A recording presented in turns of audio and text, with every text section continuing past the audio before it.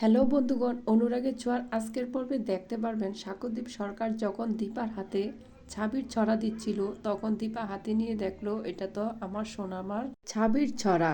Like দিয়ে বিস্তারিত জানতে থাকুন।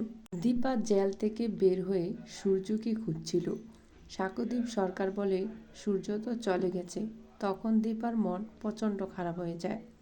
সাক্ষ্যদীপ সরকার বলে, আপনি একবার ফোন করে কথা বলুন। দীপা বলে, না স্যার, আপনি তো ফোন করে বলতে পারেন, আমি কেন কথা বলবো। এইদিকে চারু হসপিটালের বেডে বারবার সূর্যের নাম নিচ্ছিল। অলি প্রচণ্ড কান্না করছিল আর বলে, বাবা আমাদের থেকে মাকে বেশি প্রাধান্য দেয়। আমরা আছি না মরে গেছি তার কিছু আসে যায় না। এমন সময় সূর্য এসে দাঁড়ালো, বলল, অলি মা। তখন অলি তাকে জড়িয়ে ধরল। বাবা তুমি এসেছো, আমি তো তোমাকে ভুল বুঝেছি। এইদিকে জয় ধরা খেয়ে গেল তার কাকার কাছে।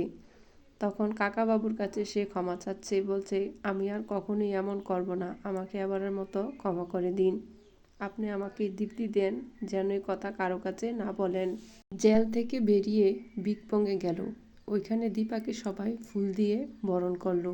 ওখান থেকে সে তার মার সাথে দেখা করতে আসলো। দীপার মা দীপাকে জড়িয়ে বলে, আমি জানি মা তুই এই কাজটা করিস নাই। দীপা বলে, হ্যাঁ মা, আমি এই কাজটা করি না, কিন্তু দীপার যে কাকি সে তাকে নানান তান কথা শোনাচ্ছে। তখন জয়ের কাকা মনে মনে প্রচণ্ড কষ্ট পাচ্ছে। তিনি মনে মনে বলতে থাকে, আমি যদি তাকে কথা না দিতাম তাহলে এই কথার জবাব এখনই দিয়ে দিতাম। তো বন্ধুগণ, দীপা কি পারবে তার কলঙ্কের দাগ মুছে দিতে? অবশ্যই কমেন্টস করে জানাবেন।